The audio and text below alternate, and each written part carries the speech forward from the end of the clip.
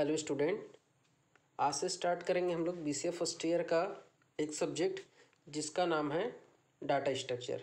Data structure हमारा subject का नाम है और इसमें हम लोग पहला टॉपिक पढ़ेंगे। इसके बारे में बताऊंगा कि ये सब्जेक्ट है क्या, इसीलिए इसका मैंने जो है आज के क्लास का नाम रखा है इंट्रोडक्शन ऑफ डाटा स्ट्रक्चर। ठीक है, तो डाटा स्ट्रक्चर के बारे में मैं आप लोगों को बताऊँगा।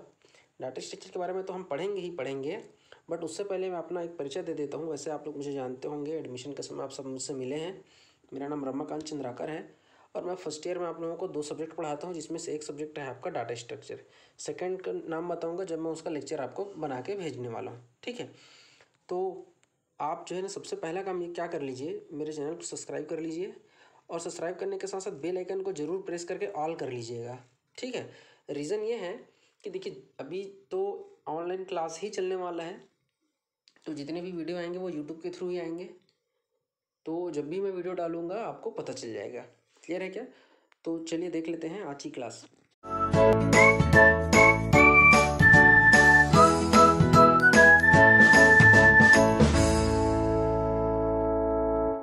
तो ये देखिए आपके सामने ये सिलेबस दिख रहा होगा।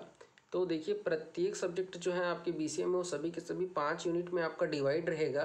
तो यहाँ पे मैं सिलेबस को और अलग से चर्चा नहीं करूँगा, क्योंकि अभी मैं यदि इसका चर्चा भी करता हूँ तो आपके सिर के ऊपर से चले जाएगा। क्योंकि देखिए यहाँ पे अब कुछ लोग घबराइएगा मत कि सब कुछ अंग्रेजी में लिखा हुआ है सर, तो हमको अंग्रेजी में ही पढ़ना है क्या? ऐसा कुछ नहीं बेटा, मैं सब चीज़ का समाधान आपको करके बताऊँगा।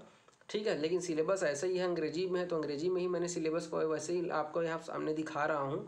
बट इसको बिल्कुल मैं क्लास लूँगा तो उसको बाइलिंगुअल में पढ़ाऊँगा, हिंदी इंग्लिश दोनों लैंग्वेज का प्रयोग करूँगा। ठीक है, तो बिना लेट किए हुए चलिए मैं सबसे पहले आपको दिखा देता हूँ कि जो डेटा स्ट्रक्चर है वो 2 शब्द से मिलकर बना हुआ है। एक होता है आपका डेटा और दूसरा है आपका स्ट्रक्चर। तो सबसे पहले मैं ये बता दूं कि डेटा होता है, अब उसको मैं डेटा को पूरा डिटेल में बताऊंगा, और ये होता है आपका संरचना।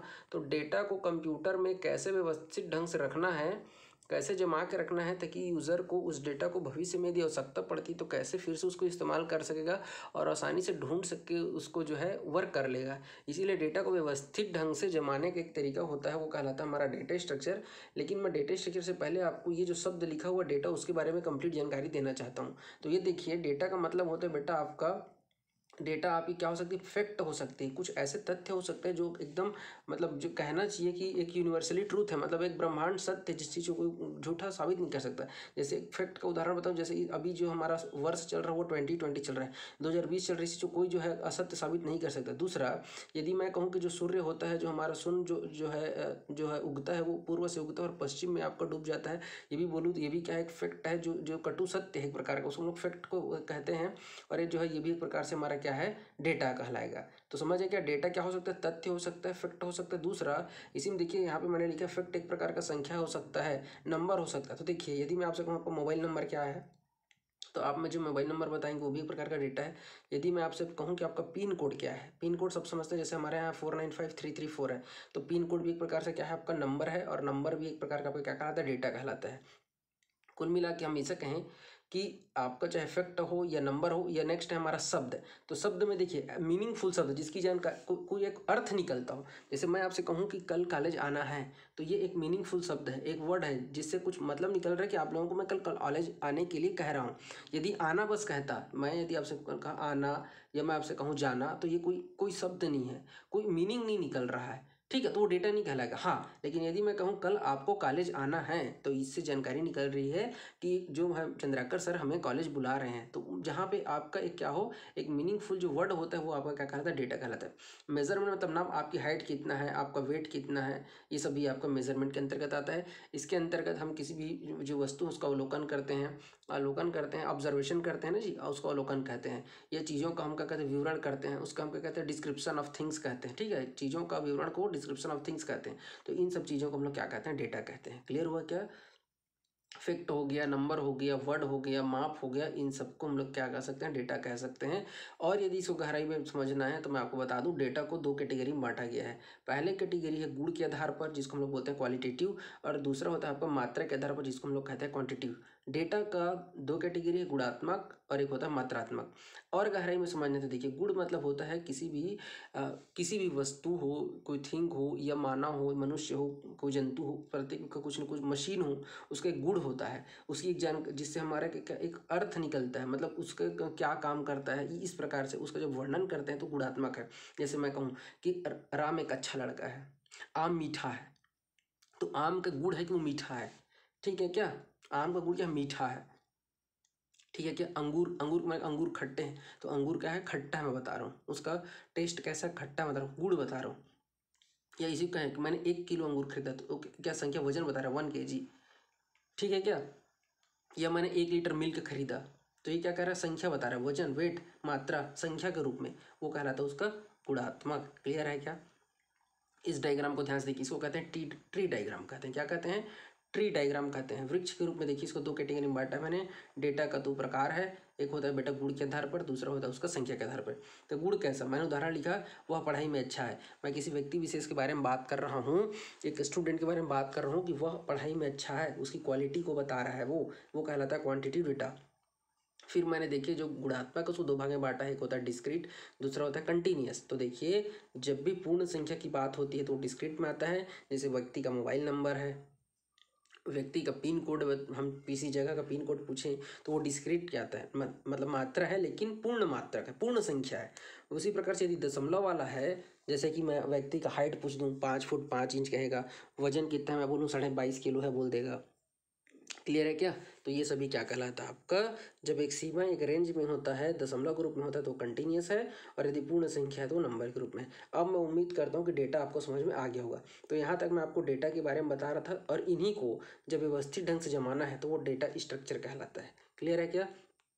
तो चलिए डेटा स्ट्रक्चर का भी परिभाषा देख लेते हैं। अभी डेटा क्लियर हो गया है, अब उनको व्यवस्थित ढंग से कंप्यूटर के मेमोरी में रखना है। मेमोरी शब्द सुनते हैं आपके दिमाग में आ जाना चाहिए chip, micro card, micro SD card आपके मुझे अभी तो देखिए ये इस प्रकार से रहता है, आप सबने देखा है, सब ब्लैक कलर का रहता है, और ऐसे आपका जो है आपका गोल्डन कोटेड रहता है। मेमोरी कार्ड जी, चिप जिसको बोलते हैं बोलचाल की भाषा में जी, सबके मोबाइल में रखता है चिप कार्ड, जिसको SD कार्ड, मेमोरी कार्ड बोलते हैं। अब आप क्या बोलते हैं वो सुन लीजिए उसको, और सोच भी लीजिए कि मैं कौन सी मेमोरी कार्ड की बात कर रहा हूँ, ठीक है। चलिए तो कैसे करना है उसको, संरचना में कैसे रखना है उसको हम लिख देते हैं। तो डेटा स्ट्रक्चर कहता है किसी कंप्यूटर में माफ़ करिए, किसी कंप्यूटर में डेटा को स्टोर करना है। हाँ, अब एक चीज़ और सुनिए, डेटा एक इमेज के फॉर्म में भी हो सकता है, फोटो, सेल्फी जी, इमेज भी हो सकता है, वीडियो भी हो सकता है नहीं, और ऑडियो क्लिप भी हो सकता है, ठीक है, ये कोई फाइल भी हो सकता है। ये सभी के सभी आपके क्या हो सकते हैं, डेटा हो सकते हैं। क्लियर है क्या। तो डेटा स्ट्रक्चर किसी कंप्यूटर सिस्टम में डेटा को स्टोर या व्यवस्थित, जिसको हम लोग ऑर्गेनाइज करने का एक तरीका होता है, जिससे कि हम उस डेटा को आसानी से इस्तेमाल कर सकें। अब देखिए मान लीजिए मैंने आपसे कहा कि सब कल अपना अपना फ़ोटो क्लिक करके लेके आएंगे, तो आप क्या करेंगे, आप अपना एक सेल्फी लेंगे, और सेल्फी जैसे ही आप लेते हैं तो आपको ध्यान होना चाहिए कि वो एक प्रकार का आपका एक इमेज होता है, और इमेज आपके जो है मेमोरी कार्ड में एक DCIM नाम का एक फोल्डर होता है। आप चेक करेंगे तो चेक करके देख लीजिए, वीडियो को पॉज कर दीजिए, जाइए वहाँ पे, या तो आपके फ़ोन मेमोरी में जाएगा तब भी कोई दिक्कत नहीं बेटा, वो भी एक प्रकार का मेमोरी है, जरूरी नहीं कि कार्ड में ही सेव हो। 2 प्रकार की मेमोरी होती है, सबने सुना है, एक होता है इंटरनल मेमोरी, एक होता है आपका एक्सटर्नल मेमोरी। इंटरनल मेमोरी वो मेमोरी होता है जो आपके मोबाइल में या सिस्टम में रहता है, दूसरा होता है आपका एक्सटर्नल मेमोरी, जिसको मैंने अभी कहा आपका चिप या माइक्रो SD कार्ड कहा है।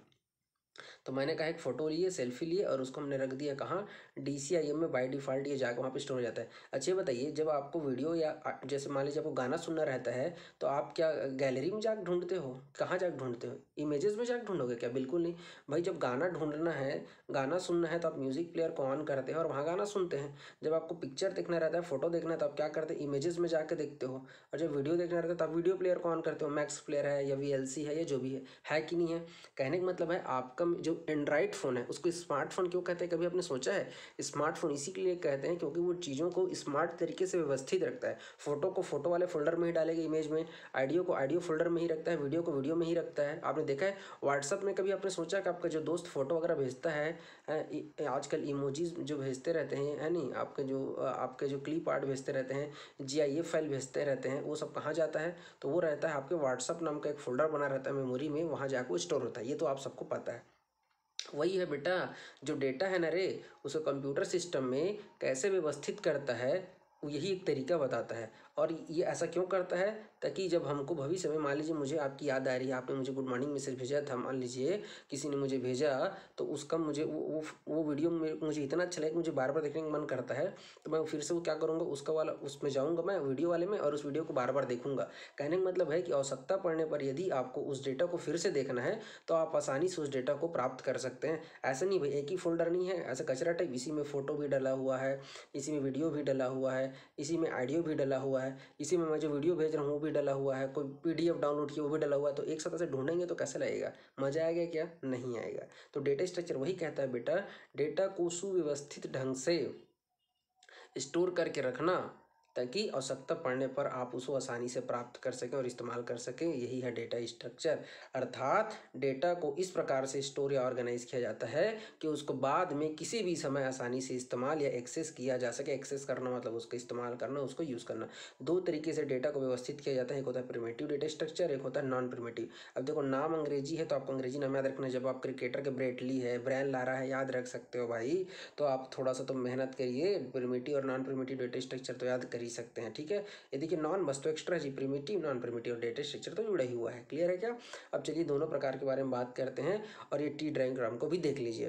तो देखिए होता क्या है कि डेटा स्ट्रक्चर कहता है कि यदि चीज़ों को व्यवस्थित ढंग से रखना है तो ये कहता है, एक मेरे हिसाब से रख लो, मशीन कहता है भाई, है ना, ये क्या कहलाता है, मशीन है। मशीन के हिसाब से रखना, जिसको हम लोग बोलते हैं मशीन ओरिएंटेड भी कह सकते हैं आप, ठीक है, या इसको आप प्रिमिटिव डेटा स्ट्रक्चर भी कह सकते हैं। इसको मशीन जो है डिफाइन करता है इसको, ठीक है ना। एक होता है मशीन के द्वारा डिफाइन होता है जिसको प्रिमिटिव डेटा स्ट्रक्चर कहते हैं, यह उसी के हिसाब से व्यवस्थित होता है जैसा मशीन इंस्ट्रक्शन देता है। दूसरा होता है नॉन प्रिमिटिव, जिसको हम लोग यूज़र डिफाइंड डेटा स्ट्रक्चर कहते हैं। यूज़र मतलब वो जो कंप्यूटर का इस्तेमाल करेगा, उसको हम लोग यूज़र डिफाइन कहते हैं। ये भी दो प्रकार का होता है। देखिए भैया टी डायग्राम एक बार में याद नहीं होगा, मैं आप लोगों से निवेदन करूंगा इसका स्क्रीनशॉट ले लेना और इसको रफ कॉपी में 2-3 बार बना के देखना भाई, ठीक है। तो ये दो प्रकार का होता है बेटा, एक होता है लीनियर, एक होता है नॉन लीनियर। तो जब चीज़ों को क्रमबद्ध तरीके से रखा जाता है उसको लीनियर कहते हैं। वो भी दो प्रकार का होगा, एक होता है स्टैटिक, एक होता है डायनेमिक। स्टैटिक के अंतर्गत अरे, लिंक लिस्ट, स्टैक और क्यू होता है, और नॉन लीनियर के अंतर्गत ट्री और ग्राफ होता है। अब कुछ लोग कह रहे होंगे कि ये क्या है सर, एक ही दिन में पूरा खत्म कर दोगे क्या, तो ऐसा नहीं है बाबू, ये एक ही टॉपिक है। दूसरा देखो बेटा, कोई भी चीज़ जो है एक बार में याद नहीं होता है। आप ABCD जब सीखना शुरू किए थे तो अच्छे से याद होगा कि क्लास जो है जब आप पहली में थे तो पूरा पहली फर्स्ट ईयर मतलब क्लास 1 में पूरा साल भर आप ABCD ही पढ़ रहे थे, कभी स्मॉल लेटर में कभी कैपिटल लेटर में किए थे ना, तो थोड़ा मेहनत यहाँ पे भी आपको लगेगा। चीज़ें एक बार में समझ में नहीं आती है, मैंने बार बार कह दिया, इसको आपको रटना नहीं है, बस 2-3 बार आपको रफ कॉपी में बना के देखना है भाई। ईमानदारी से अपने आप में वफादार रहिए, बना के जरूर देखिएगा, चीज़ें एक एक करके क्लियर होती जाएगी। तो चलिए सबसे पहले देख लेते हैं प्रिमिटिव का क्या मतलब होता है। प्रिमिटिव डेटा स्ट्रक्चर, जैसे कि मैंने ही कहा, मशीन के निर्देश पर कार्य करता है बाबू। जैसे मैं एक उदाहरण देता हूँ, ध्यान से समझिएगा। अच्छा बताइए, आप ATM में जाते हैं पैसा निकालने के लिए, ठीक है भाई, मशीन ही पैसा निकाल के देता है, लेकिन मशीन ही आपको इंस्ट्रक्शन देता है। यदि आपका डेबिट कार्ड है तो एक दबाइए और क्रेडिट कार्ड है तो दो दबाइए। आपसे बोलता है यदि करेंट अकाउंट है तो एक दबाइए, सेविंग अकाउंट है तो दो दबाइए। कहता है कि नहीं कहता, पैसा निकालना है तो एक दबाइए और उसको चेक करना है तो दो दबाइए। मतलब मशीन ही इंस्ट्रक्शन दे रहा है और उसके हिसाब से आप उसको फॉलो कर रहे हैं। मतलब होता क्या है कि सब कुछ मशीन के द्वारा ही होता है। हालांकि ATM इसका उदाहरण नहीं है, बस मैं ये बताना चाहता हूँ कि मशीन के इंस्ट्रक्शन से ऑपरेट किया जाता है। देखिए मैंने साफ लिखा हुआ है कि प्रिमिटिव डेटा स्ट्रक्चर वह डेटा स्ट्रक्चर होता है जिसे डायरेक्ट ही मशीन के निर्देश, इंस्ट्रक्शन मतलब होता है बेटा निर्देश, माफ़ करिएगा, मशीन के निर्देश से ही उसका ऑपरेट किया जाता है, मतलब उस पर काम किया जाता है, उसके निर्देश का पालन किया जाता है। अर्थात यह सिस्टम तथा कंपाइलर के द्वारा डिफाइन होता है। अब यहाँ पे देखिए कुछ कुछ नए नए चीज़ें आप उसमें, सिस्टम मतलब कंप्यूटर की बात हो रही है, और कंपाइलर का मतलब होता है जो मशीनी भाषा को क्या करता है, मशीन लैंग्वेज को हाई लेवल लैंग्वेज में बदलता है। हालांकि ये सब तभी समझ में नहीं आएगा, ये पूरा का पूरा एक सब्जेक्ट है बेटा, बस समझ में आने वाली बात की मैं एकदम शॉर्टकट में बता देता हूँ। जो मशीन होता है ना, वो 0-1 को समझता है, इसको कहते हैं बाइनरी। बस सुन लीजिए, क्या कहते हैं, बाइनरी। मशीन समझता है बाइनरी भाषा समझता है, और हम लोग समझते हैं हाई लेवल लैंग्वेज। हम लोग जो समझते हैं उसको क्या कहते हैं, HLL बोलते हैं, हाई लेवल लैंग्वेज को समझते हैं। तो ये जो कंपाइलर है ना, वो क्या करता है, भाषा को बदलने काम करता है। जैसे एक उदाहरण बताता हूँ, हमारे यहाँ जब PM साहब मान लो यहाँ से आपका चीन की यात्रा में जाएंगे तो उनके जो चीनी पीएम है वो तो चीनी भाषा में बात करेंगे ना, या जो भी भाषा होगा, मैंने चीनी कह दिया, चीन है तो हमारे पीएम को तो चीनी नहीं आता है, तो वहाँ पे एक ऐसा व्यक्ति होगा जो चीनी भाषा को हिंदी में कन्वर्ट कर सके और हिंदी को चीन में कन्वर्ट कर सके। तो वो जो होता है उसको हम लोग बोलचाल की भाषा में ट्रांसलेटर कहते हैं। क्या कहते हैं? ट्रांसलेटर करते हैं, जो ट्रांसलेट करता है एक भाषा को दूसरी भाषा में, लेकिन यहाँ पे कंप्यूटर की भाषा में कंपाइलर होता है। ठीक है क्या? तो आप समझ गए होंगे कि प्रिमिटिव डाटा स्ट्रक्चर में डेटा को व्यवस्थित करने का काम सब कुछ मशीन के द्वारा होता है। मशीन का निर्देश पर ही काम होता है और डेटा को व्यवस्थित ढंग से रखा जाता है। क्लियर है क्या? एक होता है यूज़र के द्वारा व्यवस्थित ढंग से रखा जाता है, मतलब नॉन प्रिमिटिव ऐसा एक डाटा स्ट्रक्चर रहता है जिसको यूज़र द्वारा ऑपरेट किया जाता है। ये मशीन के द्वारा ही होता है और इसको यूज़र के द्वारा ही होता है। ये समझिएगा बात को। आपने कैमरा ऑन किया, फ़ोटो क्लिक किया और वो फ़ोटो जाके ऑटोमेटिक DCIM में सेव हो जाता है। आपका कुछ इसमें योगदान है क्या? नहीं। फ़ोटो आपने क्लिक किया ठीक है, लेकिन फ़ोटो कहाँ जाके स्टोर हो जाता है? ऑटोमेटिक DCIM में होता है कि नहीं होता है? होता है ना? Very good. अब समझिएगा मेरी बात। तो मान लीजिए आपके कंप्यूटर में या लैपटॉप में या किसी दोस्त के कंप्यूटर या मोबाइल में फ़ोटो है, बहुत पुराना, आपके बचपन का फिर एक आध फ़ोटो मिल गया, आप उसको लेंगे तो वो क्या DCIM में जाएगा क्या? नहीं जाएगा वो। अगर आप ब्लूटूथ से लेंगे तो ब्लूटूथ में जाएगा, जेंडर से यदि आप लेते हैं तो जेंडर में जाएगा, शेयरइट से लेंगे तो शेयरइट में जाएगा। और आपको यदि कहीं पे दूसरे जगह में व्यवस्थित रखना है तो आप उस फोल्डर में जाते हैं, उसको सेलेक्ट करते हैं और कॉपी करते हैं और उसको जाकर किसी दूसरे जगह में पेस्ट कर देते हैं। करते हैं कि नहीं करते हैं? ये कभी कभी क्या होता है कि फ़ोन की मेमोरी फुल हो जाती है, तब उसको मेमोरी कार्ड में स्टोर करते हैं कि नहीं करते हैं? तो वहाँ पे आपका योगदान क्या होता है? आप एक जगह से कॉपी करके दूसरे जगह में पेस्ट कर दें, मतलब यहाँ पे जो फोटो रखा हुआ था, मान लो एक मेमोरी में, उसको आप दूसरे जगह पे स्टोर कर नहीं कर रहे हो, तो यहाँ पे कौन काम कर रहा है? यूज़र कर रहा है। तो यदि मशीन डेटा को व्यवस्थित करता है तो प्रिमिटिव, और यदि यूज़र करता है तो नॉन प्रिमिटिव। उम्मीद करता हूँ बेटा आपको समझ में आ रहा होगा। तो जब यूज़र जब डेटा को व्यवस्थित करता है ना, तो दो तरीके से व्यवस्थित करता है, एक होता है लीनियर और एक होता है नॉन लीनियर। इसको कहते हैं हिंदी में, एक होता है आपका लाइन से क्रमबद्ध तरीके से, और ये बिना लाइन का कहीं पे भी खड़ा कर देता है डेटा को, या कहीं पे भी डेटा को व्यवस्थित ढंग से नहीं करता है, वो जहाँ मन पड़ता है वहाँ पर डेटा को रख देता है। क्लियर है क्या? मैं एक एक करके बताता हूँ। लीनियर, जैसे कि मैंने कहा लीनियर, एल फॉर लाइन से। कैसे? लाइन से डेटा को व्यवस्थित करना। कैसे? देखिए, तो लीनियर डेटा स्ट्रक्चर एक ऐसा डेटा स्ट्रक्चर होता है जिसमें डेटा आइटम्स को रेखीय रूप से संग्रहित तथा व्यवस्थित किया जाता है, या एक डेटा दूसरे डेटा को एक रेखा के रूप में जोड़ता है। अब इसको समझिए, ये एक मेमोरी समझिए। कितने बॉक्स दिख रहे हैं बाबू? 4 बॉक्स। पहला डेटा आया, यहाँ रखा, दूसरा वालों को यहाँ रखा, ये देखो ऐसा है ना, ये देखो 4 बक्सा है। अब तीसरा डेटा आएगा तो उसको कहाँ रखेगा? वेरी गुड, यहाँ के बाद देखा जगह नहीं है, हाँ यहाँ रखेगा। और जो चौथा डेटा आएगा उसको कहाँ रखेगा? यहाँ। क्या कहता है? लाइन से डेटा को व्यवस्थित ढंग से रखता है। इसी को आप ऐसे भी बना सकते थे, कोई दिक्कत नहीं है। देखो ऐसे, पहला डेटा यहाँ आएगा, फिर दूसरा वाला यहाँ आएगा, फिर तीसरा वाला यहाँ, फिर चौथा वाला। मतलब डेटा को जब क्रमबद्ध तरीके से लाइन से व्यवस्थित ढंग से रखा जाता है और एक डेटा को दूसरे डेटा से जोड़ के रखा जाता है, तब उसको हम लोग कहते हैं बेटा लीनियर। उदाहरण होता है अरे, लिंक लिस्ट, क्यू और स्टैक। ये उदाहरण आपको याद रखना है। क्लियर है क्या? इसके जस्ट विपरीत माफ़ करिएगा, नॉन लीनियर डेटा स्ट्रक्चर ऐसा डेटा स्ट्रक्चर होता है जिसमें ज़रूरी नहीं होता है कि आप जो डेटा है उसको क्रमबद्ध तरीके से रखें। यूज़र अपनी मर्जी से जहाँ मर्जी पढ़ता वहाँ रखता है। जैसे पहला डेटा को यहाँ रख दिया, दूसरा को यहाँ रख दिया, तीसरा को यहाँ, चौथा को यहाँ। ए देखो ऐसा, पहला को यहाँ रख रहा है, दूसरा को यहाँ रख रहा है, चौथा को यहाँ रख रहा है, तीसरा को यहाँ। कोई क्रमबद्ध है क्या? बिल्कुल नहीं। डेटा को जहाँ पाए वहाँ रख रहा है, अव्यवस्थित ढंग से। या यूँ कहें कि जब डेटा को व्यवस्थित नहीं रखा जाता है, व्यवस्थित ढंग से क्रमबद्ध तरीके से व्यवस्थित नहीं करता है, तब उसे हम लोग नॉन लीनियर कहते हैं, मतलब बिना लाइन का, जहाँ मर्जी पड़े वहाँ। क्लियर है क्या? जैसे जब परीक्षा होता है तो ये देखो ऐसे लाइन से बैठता है, रोल नंबर 1 यहाँ, रोल नंबर 2, रोल नंबर 3, तब वहाँ पे लीनियर ढंग से बैठते हैं। और वैसे जब बाकी दिन जब क्लास लगता है तो कैसे बैठते हैं? जिसका जहाँ मन भई, ये देखो टेबल ऐसे रखा हुआ है, कोई यहाँ बैठ रहा है, कोई यहाँ बैठ रहा है, कोई यहाँ बैठ रहा है, कोई ऐसे बैठते हैं ना। तो बस वही है बेटा। उदाहरण के लिए देखिए, ट्री और ग्राफ 2 उदाहरण है, वो नॉन लीनियर का है। तो मैं उम्मीद करता हूँ पहला लेक्चर है, थोड़ा सा आप मुझे समय दीजिए और आप अपने आप को भी समझ लीजिए। धीरे धीरे समझ में आएगा बाबू, भरोसा रखना पड़ेगा, चीज़ें समझ में आएगी। लाइक ज़रूर करिएगा, कमेंट करके बताइएगा कि मेरा वीडियो कैसा लग रहा है। मैं फिर से रिपीट कर रहा हूँ, चैनल को सब्सक्राइब करना ना भूलें। वीडियो देखने के लिए बहुत बहुत धन्यवाद। जय हिंद, जय भारत।